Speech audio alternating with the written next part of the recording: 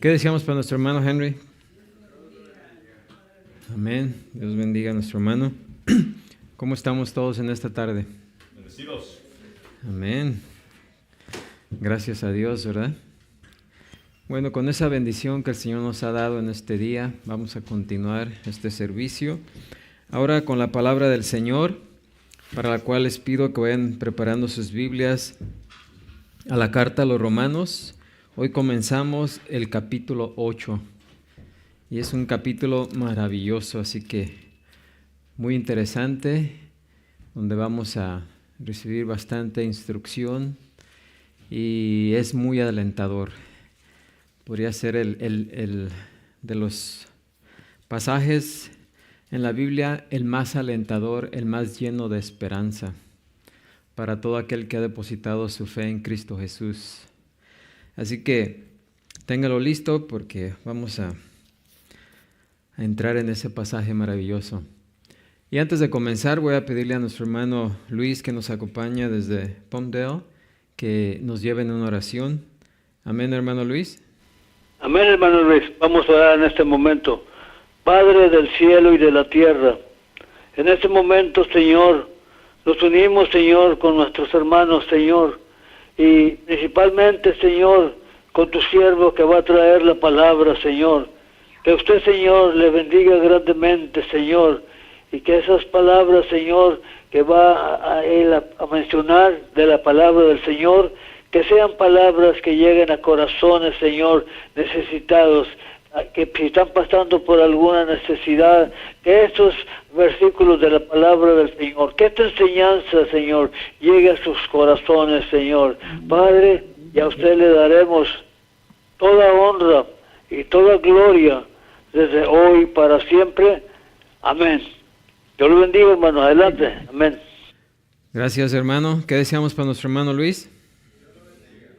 Amén. Que el Señor le bendiga, no solamente a él, sino a toda su familia.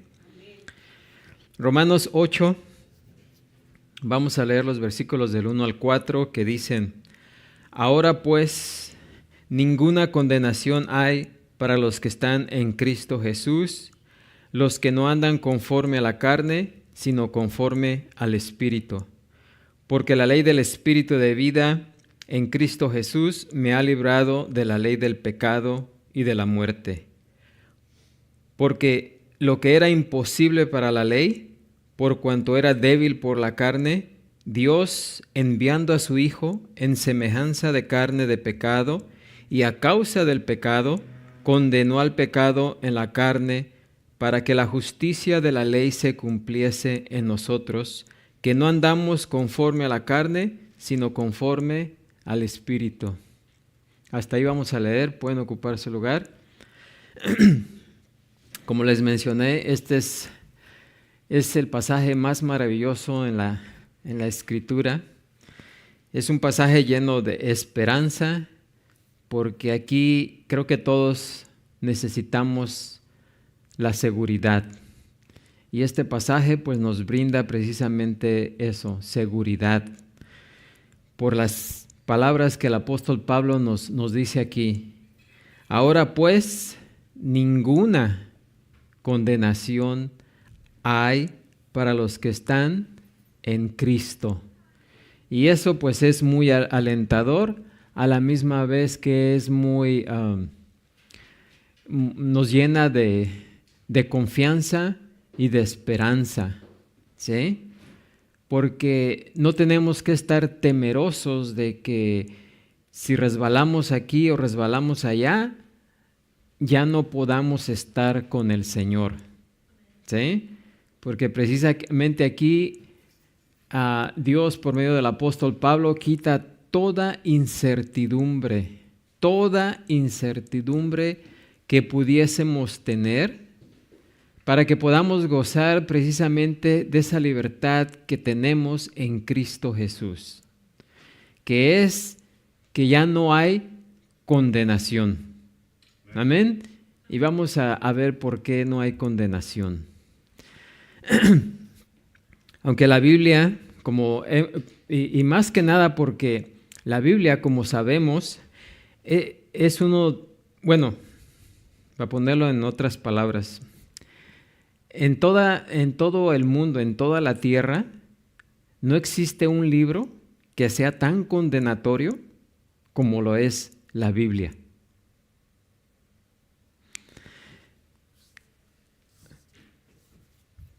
Así como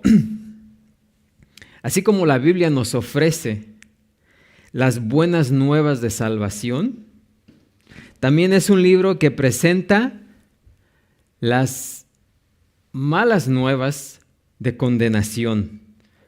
De condenación por causa ¿de qué? Del pecado. Ningún libro que se haya escrito jamás en este planeta proclama de una manera tan completa y vívida la situación totalmente desesperada y alarmante del hombre cuando está separado de Dios.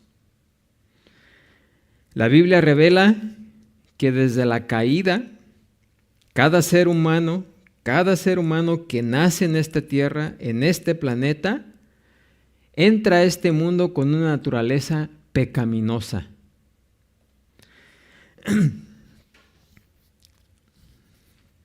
Lo que David dijo acerca de sí mismo, todos lo podemos afirmar. En el Salmo 51:5 dice: yo sé que soy malo de nacimiento, pecador me concibió mi madre. En la versión, en la Nueva Versión Internacional nos dice así: yo sé que soy malo de nacimiento, pecador me concibió mi madre. Juntamente con David, todos, cuando comprendemos la verdad, podemos afirmar esa verdad juntamente con David. Anteriormente en esta carta de Pablo a los romanos, Pablo declaró en Romanos 3:23, todos pecaron y están destituidos de la gloria de Dios. Dice todos. Y cuando dice todos se refiere a todos. No hay ninguno que se haya escapado, ¿sí? Y no es que el hombre simplemente se vea influenciado por el pecado. No es que cuando entramos al mundo, el mundo nos influencia con el pecado, o que somos influenciados por el pecado, sino que nacemos, sino que entramos en este mundo completamente empapados, podemos decir, empapados del pecado. Y que nadie puede escapar del dominio de sus propias fuerzas, o nadie puede escapar de ese dominio por sus propias fuerzas. ¿Por qué? Porque el pecado es la enfermedad más infecciosa, ¿sí? Porque corrompe a toda persona, degrada todo individuo y transforma toda alma. Le roba la paz, el gozo al corazón y lo sustituye con angustia y dolor. El pecado está implantado en cada vida humana y su fuerza mortífera acarrea una depravación universal que ningún hombre puede curar. No hay cura para ese problema. No hay cura humana, podría decir. Solamente hay una cura, pero esa cura es divina. Amén. Porque el pecado pone a los hombres bajo el poder de Satanás, quien es el gobernador de este sistema mundano actual, como nos dice Juan 12:31. Nos dice Juan que el hombre se encuentra bajo el control del príncipe de la potestad del aire y el espíritu que ahora opera en los hijos de desobediencia, en Efesios 2:2. Así como Pablo le recordó a los efesios, todos los creyentes alguna vez formamos parte de ese sistema de maldad. Jesús declaró que Satanás es el padre espiritual de todo incrédulo, allá en Juan 8:41, y que el que practica el pecado es del diablo, porque el diablo peca desde el principio. A causa del pecado, toda la raza humana nace con un yugo de dolor, enfermedad y muerte. Uno de los amigos de Job observó correctamente cuando expresó allá en Job 5:7, como las chispas se levantan para volar por el aire, así el hombre nace para la aflicción. ¿Sí? Jesús mismo dijo, en este mundo tendréis ¿qué? Aflicción o tribulación. A causa del pecado, todo el resto de la creación, nos dice en Romanos 8:20, todo el resto de la creación fue sujetada a vanidad y gime a una y aún está con dolores de parto hasta ahora. A causa del pecado, los hombres caídos son herederos del juicio de Dios. Lo único que podíamos heredar es el juicio de Dios. Nos dice que hay una horrenda expectación de juicio. Y eso es lo que esperan todas aquellas personas que no vienen a Cristo.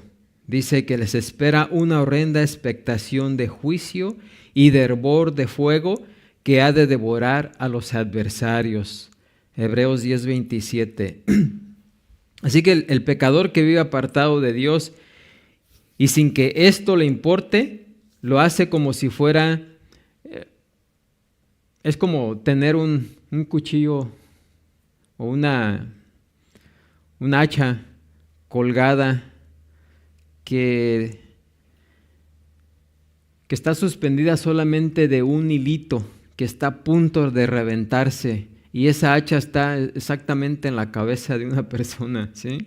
Está a punto de, nomás se rompe el hilo y cae el hacha sobre la cabeza. Y esto a causa del pecado. Así que a causa del pecado existe una maldición sobre el alma de cada pecador. Entre las últimas palabras que Jesús pronunció cuando estaba en la tierra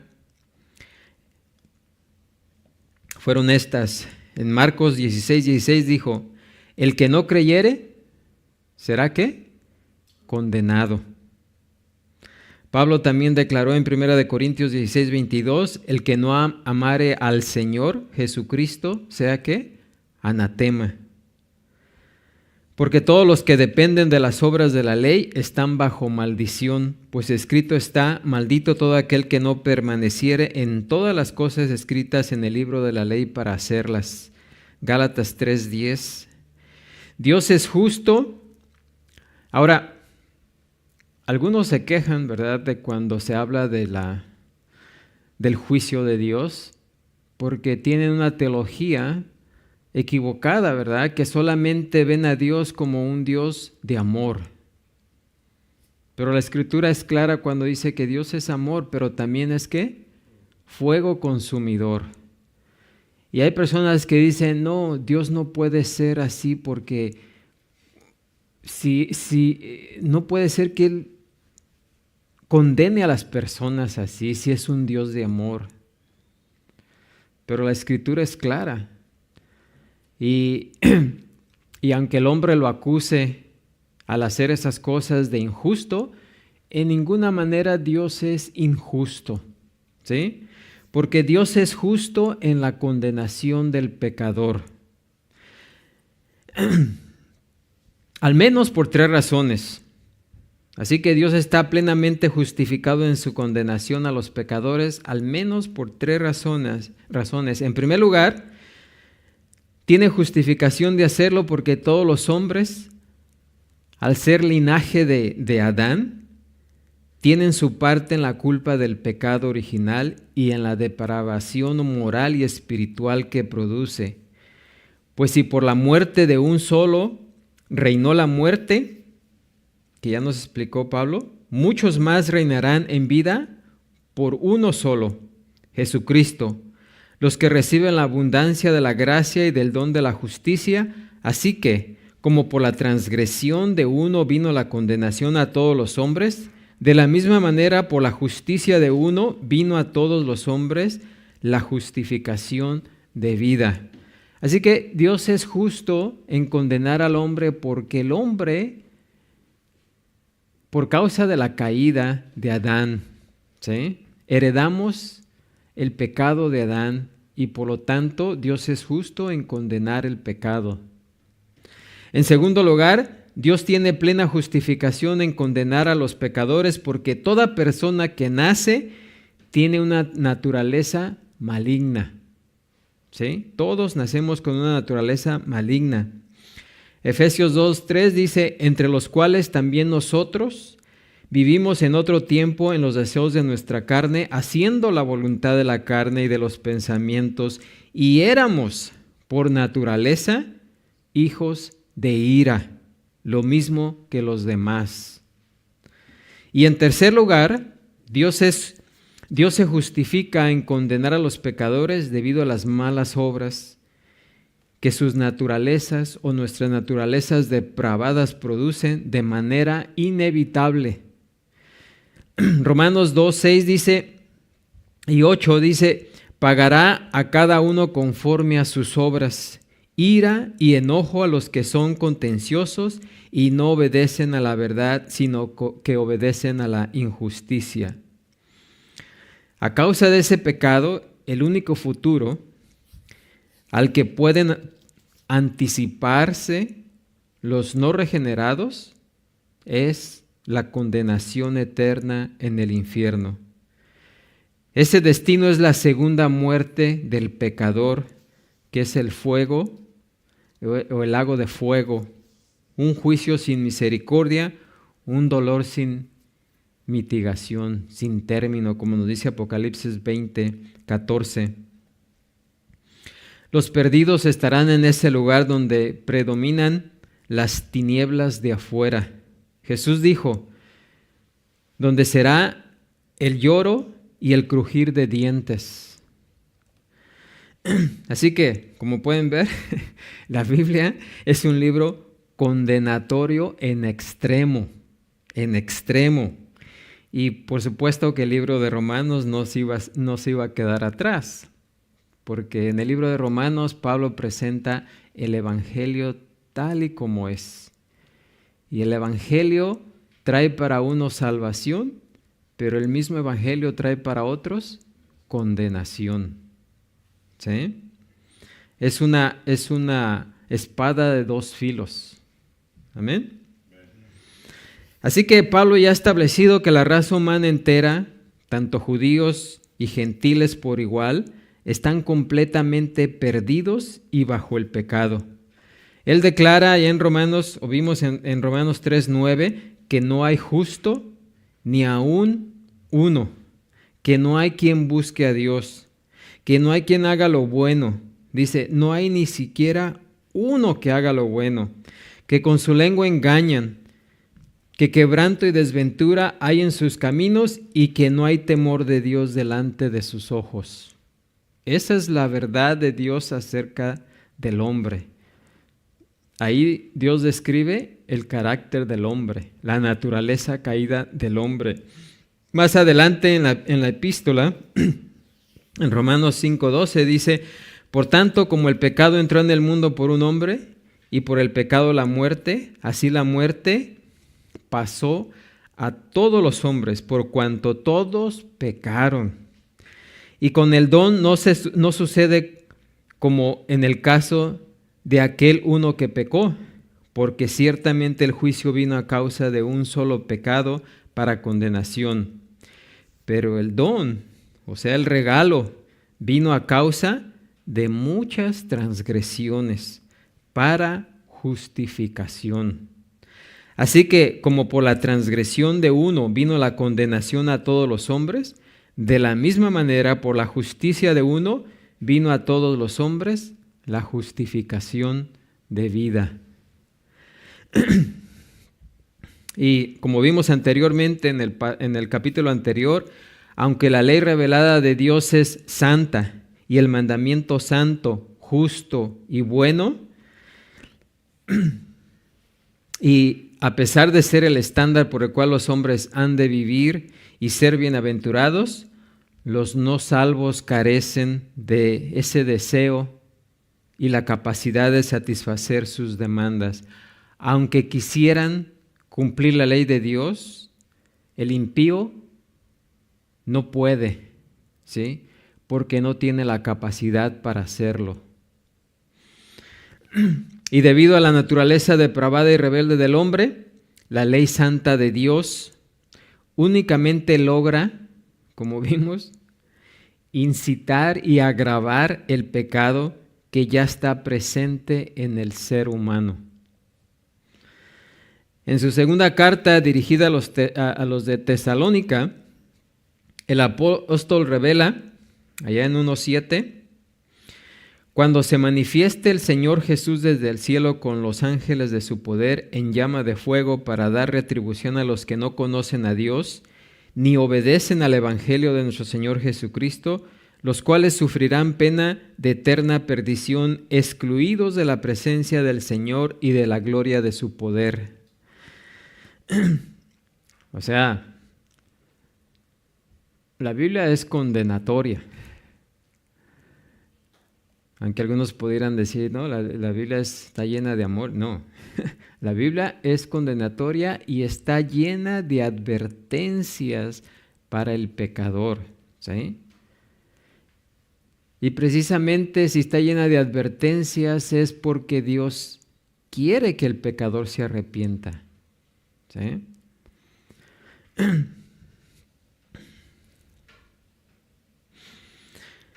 Así que en sí misma, incluso la venida a la tierra del Señor Jesús, o sea, como Dios encarnado, ni siquiera porque Él vino al mundo podía quitar esa condenación, ¿sí?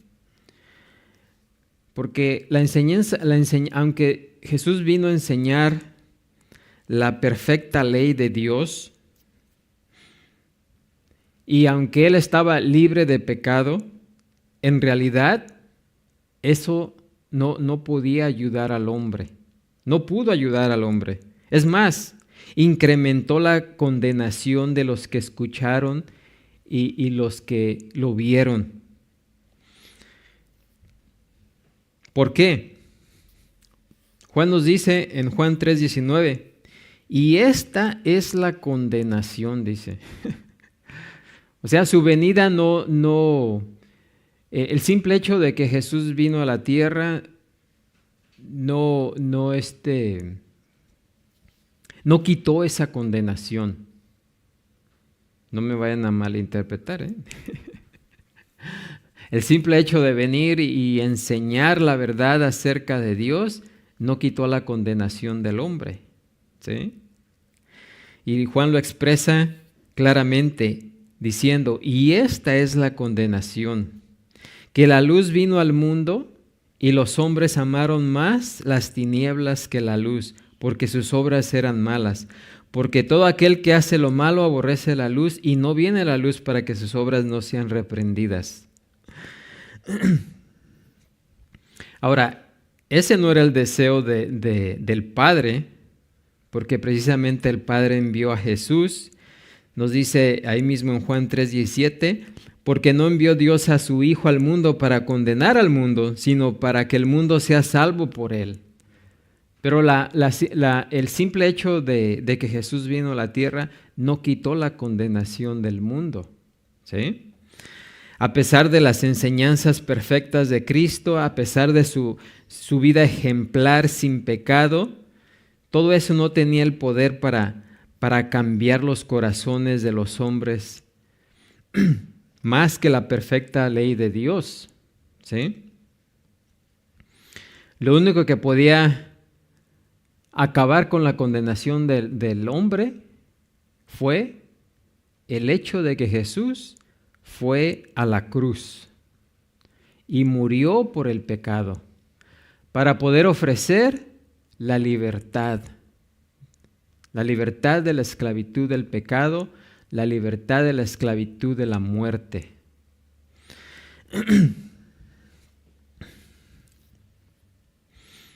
Así que Pablo proclama a los creyentes la exultante promesa que llena el corazón de consuelo, gozo y esperanza inmensurables. Y algunos por eso es que les decía que este capítulo, ¿verdad?, es de los capítulos más hermosos de la Escritura, ¿sí? Porque siendo el libro la Biblia tan condenatoria, aquí en este pasaje encontramos la esperanza, ¿sí? La confianza y la seguridad. Amén.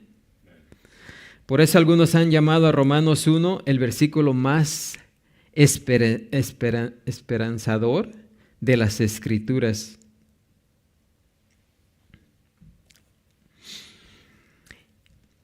Y al mismo tiempo resulta algo desconcertante que cualquier persona que escuche o lea este pasaje no sienta la necesidad de correr desesperadamente en busca de la verdad y esté dispuesto o dispuesta a recibir la provisión divina.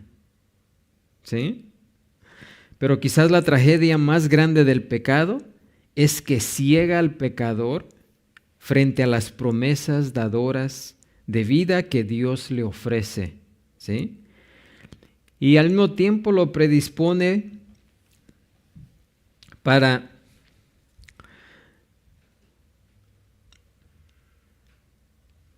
esa condenación, ¿verdad? Porque si no corre desesperadamente a recibir ese regalo, pues lo predispone ya para la condenación. Así que, pues resulta algo que es difícil de comprender, que el pecador, ¿verdad? Y eso éramos uno de nosotros, porque al menos que yo recuerde, no vine a la primera vez que me hablaron de la palabra de Dios. ¿Sí? La gente dice que ama a Dios, pero no quieren escuchar acerca de Dios. Es más, se enojan. ¿Sí? Tal vez cuando veíamos a algún hermano antes de... Yo lo dije y tal vez todos ustedes lo dijeron, ahí vienen esos hermanos otra vez. ¿Ajá? Y eso aún cuando afirmábamos que creíamos en Dios, pero no queríamos escuchar acerca de Él. Creíamos, pero no queríamos escuchar acerca de Él. Así que en sí mismo ahí hay una contradicción, ¿sí? Porque si amamos a alguien, queremos escuchar de ese alguien, ¿no? Pero cuando se refiere a Dios, las personas afirman amar a Dios, pero no quieren escucharlo. Así que es una verdadera contradicción.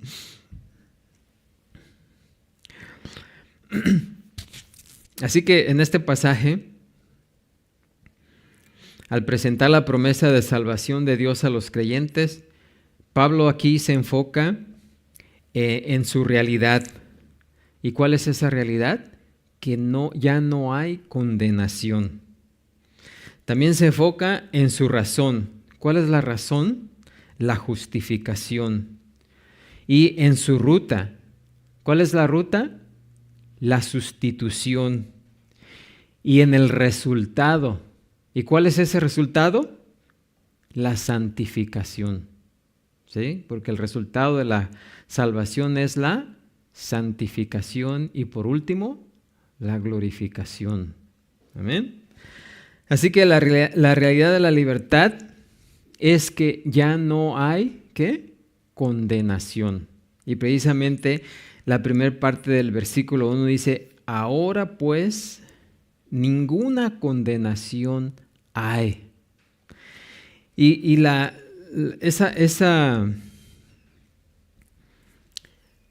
esa expresión al principio de este versículo que dice, ahora pues, esas dos palabras introducen un resultado, una conclusión que se basa en lo que ya Pablo estableció anteriormente. Y no estamos hablando de lo que dijo en el capítulo 7, sino en los 7 capítulos anteriores.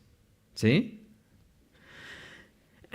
Todo lo que Pablo ha dicho en los 7 capítulos anteriores, dice, ahora pues. ¿Sí? O sea, llega a la conclusión. Concluyendo todo lo que hemos visto hasta ahora, ahora pues ninguna condenación hay. O sea, es como para dar por terminado todo lo que el apóstol ha hablado acerca de la salvación por fe, por gracia, no por obras ni por la ley. En los 7 capítulos anteriores dice, ahora pues ninguna condenación hay.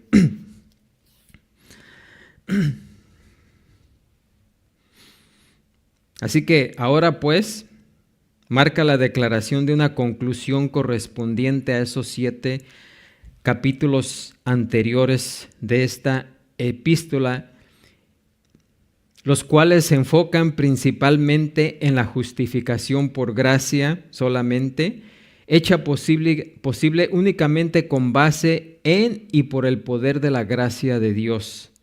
En consecuencia, este capítulo 8 marca un cambio importante, tanto en el enfoque como en el ritmo de la epístola.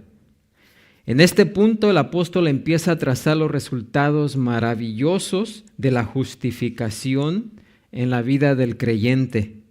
Él comienza aquí explicando de la manera más clara para las mentes finitas algunas de las verdades cardinales de la salvación.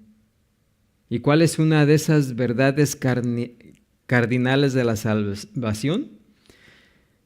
Que ya no hay condenación, así como justificación, sustitución y santificación. ¿Sí? La provisión de salvación de Dios no vino por medio de la enseñanza perfecta de Cristo o de su vida perfecta, sino por medio de su sacrificio perfecto en la cruz. Sí, las enseñanzas de Jesús no quitaron la condenación del hombre. ¿Sí? La vida ejemplar de Jesús no quitó la condenación del hombre. Lo que quitó la condenación del pecado fue su muerte perfecta en la cruz. ¿Por qué? Porque es solamente a través de la muerte de Cristo, no de su vida, que Dios provee el camino de salvación para los que depositan su confianza en Cristo y en lo que Él ha hecho a favor de ellos. Por eso dice, ahora pues, ninguna condenación hay. Y la palabra aquí, condenación, que hemos estado repitiendo, en el lenguaje original, y que solamente aparece aquí en el libro de Romanos, y aunque se relaciona con el hecho de emitir sentencia por un crimen, el enfoque primordial de la palabra aquí, condenación, no radica tanto en el veredicto como en el castigo que el veredicto demanda. ¿Sí?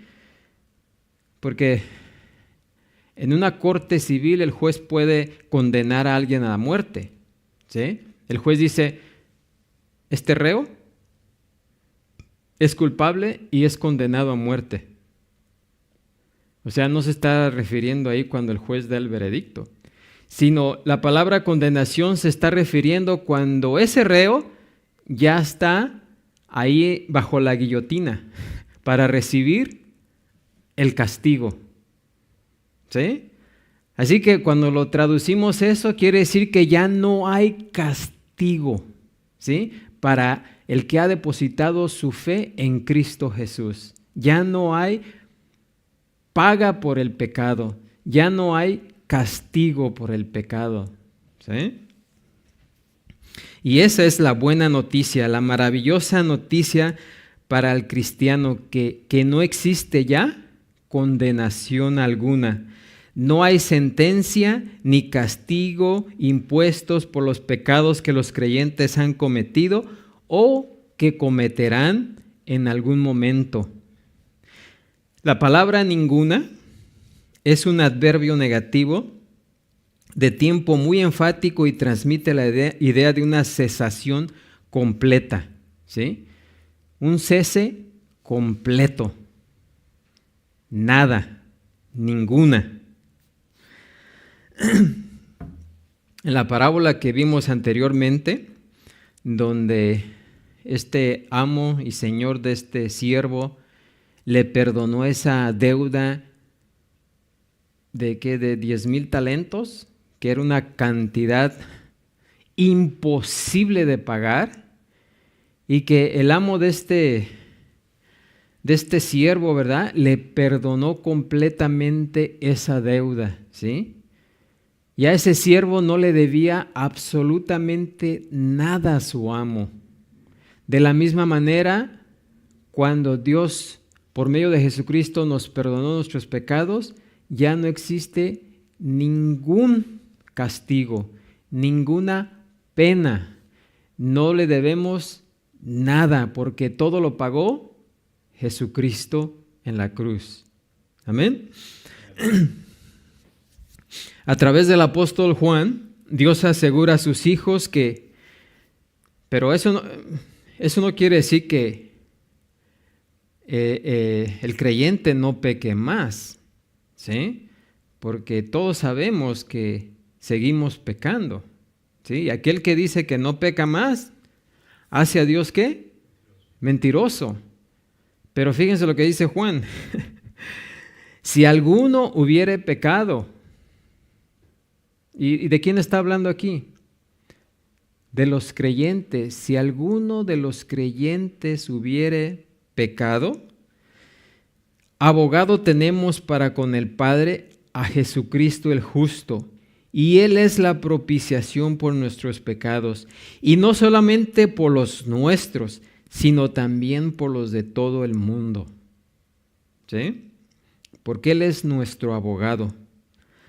Jesús no paga únicamente la deuda del creyente por el pecado, sino que también nos limpia de toda maldad, como dice 1 de Juan 1:9.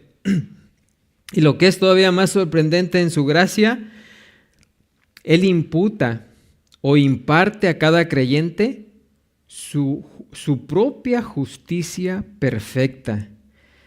Dice en Hebreos 10:14, porque con una sola ofrenda hizo perfectos para siempre a los santificados. Una sola ofrenda, ¿sí? Y todavía más que eso, Jesús comparte su herencia celestial con los que vienen a Él en fe. Efesios 1:3 dice: bendito sea el Dios y Padre de nuestro Señor Jesucristo, que nos bendijo con toda bendición espiritual en los lugares celestiales en Cristo. Y el 11 dice: en él asimismo tuvimos herencia, habiendo sido predestinados conforme al propósito del que hace todas las cosas según el designio de su voluntad. Y el 14 dice que es las arras de nuestra herencia hasta la redención de la posesión adquirida para alabanza de su gloria. Así que es debido a esa gracia divina tan inmensurable que Pablo amonesta a los cristianos para que estén de continuo, nos dice en Colosenses 1:12, con gozo, dando gracias al Padre que nos hizo aptos para participar de la herencia de los santos en luz. Somos indignos de todo eso, ¿sí? Pero como dice aquí Pablo, Él nos hizo aptos. Él, no nosotros. Estaba escuchando el canto que cantamos al último, ¿verdad? Donde dice: siempre diré, Jesús es mi esperanza y la gloria, es toda para Él. Cuando llegue al final, aún con fuerzas diré, no fui yo, fíjense, no fui yo, sino Cristo en mí. Se me paran los pelitos de la piel cuando cuando lee uno eso, ¿verdad? No fui yo porque nosotros no éramos aptos, éramos indignos, pero Él nos hizo aptos. Y no fuimos nosotros, sino fue Cristo en nosotros. Amén. Ninguna otra religión, ¿verdad?, puede decir que está en su líder, ¿sí? Los budistas no pueden decir yo estoy en Buda o el Buda está en mí, ¿sí? Solamente el cristiano puede decir que estamos en Cristo y que Cristo está en el creyente. Amén. O sea, así es esa relación que existe entre Cristo y el creyente. Amén. Así que Él nos hizo aptos. Y una vez que fuimos cualificados por Dios el Padre, una vez que Él nos justificó, nosotros jamás, bajo ninguna circunstancia, seremos sujetos a condenación, ¿sí? A ninguna condenación divina. Imagínense, entonces, cuán bienaventurados somos en ser puestos fuera del alcance de la condenación. La verdad de que nunca se puede aplicar la pena de muerte eterna a los creyentes es el fundamento del capítulo 8 de Romanos, como Pablo pregunta de manera retórica acercándose al final del capítulo: si Dios es por nosotros, ¿quién contra nosotros? Si Dios está de nuestra parte, ¿quién nos puede hacer algo? Si hubiera alguien que pudiera hacer algo entre nosotros o contra nosotros, ese alguien tendría que ser más poderoso que Dios. Y no hay un ser que sea más poderoso que en Dios. Nadie ni nada nos puede arrebatar de la mano del Padre. Amén. Porque no existe un ser más poderoso que Él. Y de nuevo dice: ¿quién acusará a los escogidos de Dios? ¿Quién va a acusar a los escogidos de Dios si Dios ya nos ha justificado, ya nos ha declarado inocentes? No hay corte superior a la corte celestial de Dios, ¿sí? Al juez celestial. Nadie puede contradecir ese veredicto, ¿sí? Cuando Dios declaró ese veredicto de que el creyente en Cristo Jesús no es condenado, es inocente, no hay nadie que pueda acusar a ese creyente, ¿verdad?, de que sea ¿qué? Culpable. Porque el juez superior lo ha declarado ¿qué? Inocente. Amén. Así que ¿quién puede declararnos culpables? Es de suma importancia darse cuenta de que la liberación de la condenación no se basa en lo más mínimo en cualquier forma de perfección que podamos nosotros alcanzar, ¿sí?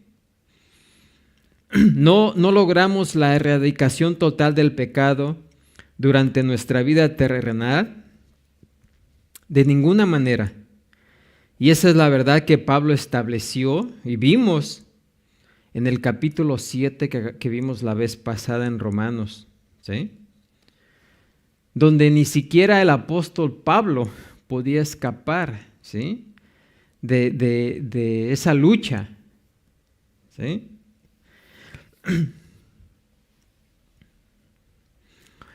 Pero en Cristo, solamente en Él se puede lograr. Juan declaró esa verdad allá en 1 Juan 1:8.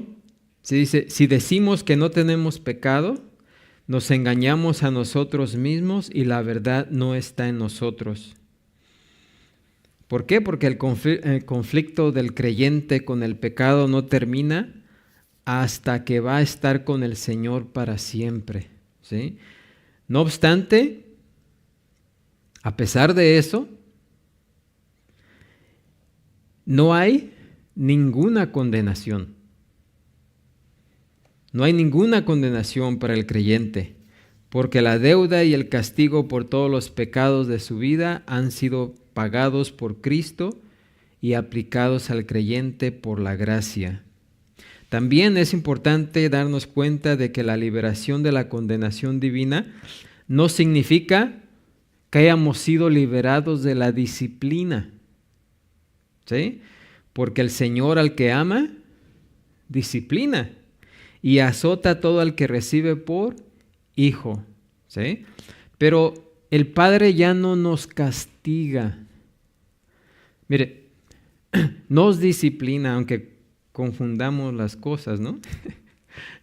Cuando pecamos, ya no nos presentamos delante del juez, nos presentamos delante del Padre. ¿Amén? Y eso es una gran diferencia. Ser presentados delante de un juez o ser presentados delante del Padre. Porque el Padre va a tratar con nosotros con amor, mientras que el juez no va a tener misericordia. ¿Amén? Es la gran diferencia. La liberación de la condenación de Dios tampoco implica un escape de nuestra responsabilidad para con Él. ¿Sí? Gálatas 6:7 dice, no os engañéis, Dios no puede ser burlado, pues todo lo que el hombre sembrare, eso también ¿qué? Segará. ¿Sí? Así que no confundamos las cosas. Hemos sido libertados de la condenación eterna, pero no hemos sido libertados de la disciplina, porque si Dios nos ama, nos va a ¿qué? Disciplinar. Y tampoco hemos sido libertados de la responsabilidad. ¿Sí? Porque todo lo que el hombre sembrare, eso también ¿qué? Segará. Amén. Y creo que hasta ahí vamos a poder abarcar. Se nos fue rápido el tiempo. Pensé que estaba mal el reloj. pero ahí nos vamos a detener. Solamente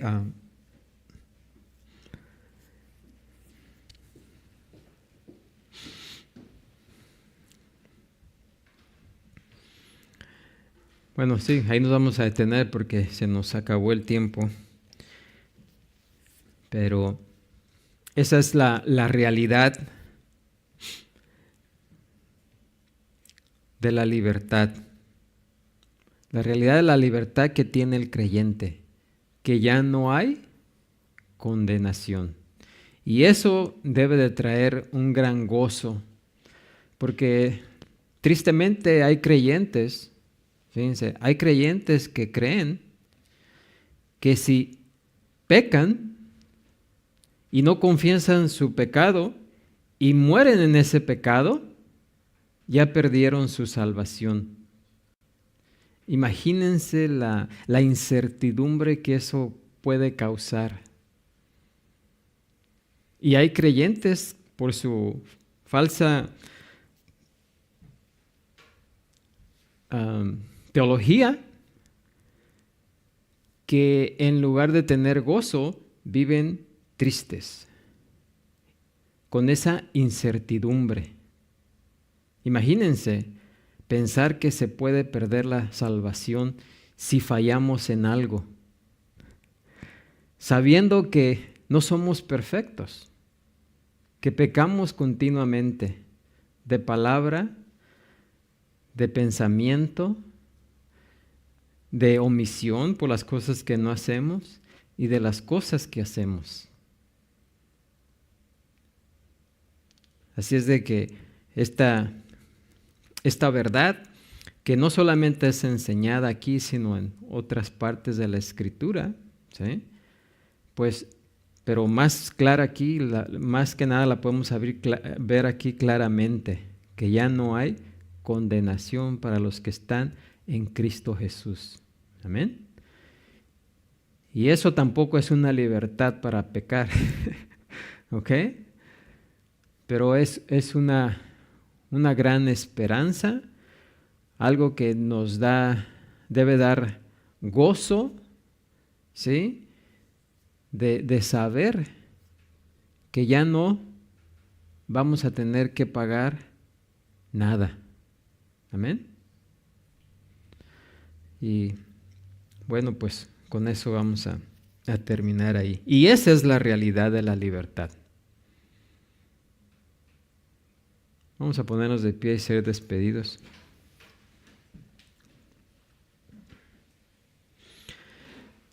Padre Santo, Señor Todopoderoso, gracias te damos, Señor, en esta tarde por tu palabra y por estas palabras tan alentadoras, Señor. Porque sabemos, si nos examinamos honestamente, que aunque queremos cumplir tu ley perfectamente,